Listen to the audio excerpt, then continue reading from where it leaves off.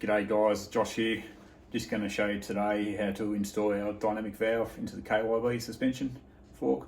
Applies to the 24 model KDMs as well. Quite simple to install, very cost effective, DIY friendly, takes only minutes to do. So obviously we start with a clean fork. The first thing we want to do, fork out of the bike, in the bike doesn't matter. Just undo our compression clicker all the way. Then we use a KYB inner tool. Hold the top of the fork so it doesn't unscrew itself. There you go. Crack that off. Wind that out. So this applies to brand new bike, brand new suspension, where it's not due for service yet. This thing's done 0.2 of an hour, so there's absolutely no reason why we can't just change it straight over. So just get her over a little vise here. It can be a little bit tight to get out. Just take the tool, push down on the fork. Let me just bring it down here so we can see what we're doing. Push down on the fork, hold it in your knees, and then just pull it in the chamber up. Once you get the suction off, it's pretty easy to do. So on a brand new fork here, all we need to do is literally drain off the oil that's in the valve.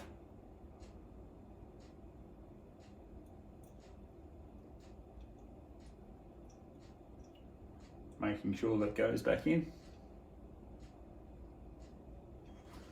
Then we come over here to a vise, put the tool holding the cap in the vise, not touching any special surfaces there. We get the probe size spanner, which is 14mm, loosen off, take the valve off. This is a perfect opportunity to also change the rising rate springs. We have our own custom ones here that are a dual rate. So pull the ICS off, get one of our tapered ones that we do here in house, put that on, steel retainer. This one had a nylon in here to extend the length of the spring. Nylon's not required because the spring is shorter, as you can see there. So that stays out. We put our chamber back on.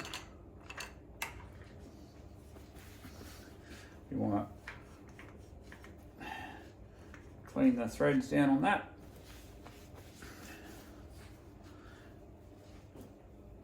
A dollop of medium strength Loctite, that's all it needs.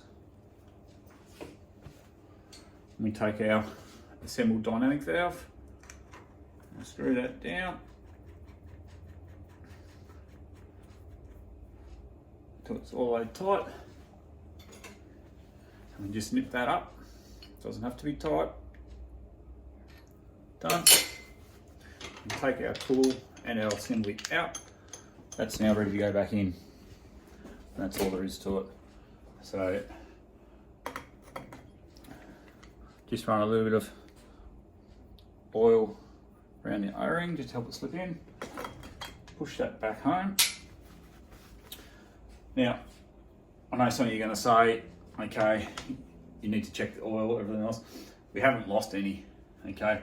And to confirm that the cartridge is still full, it's got to be tight pushed down, right? So there's got to be a bit of force. If I was able to push that down and do it up without any force, then yes, you would pull the inner chamber out. We'll just grab. Sometimes this is easy to do with a ratchet because you can keep downward pressure on it.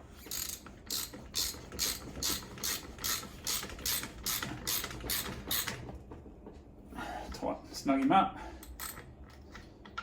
Take the tool out. Wind the compression clicker all the way home.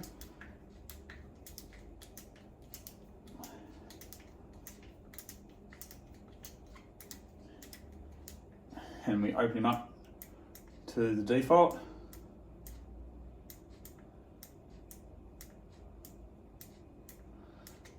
15 clicks. fork is now ready to go back in the bike. Thanks for watching.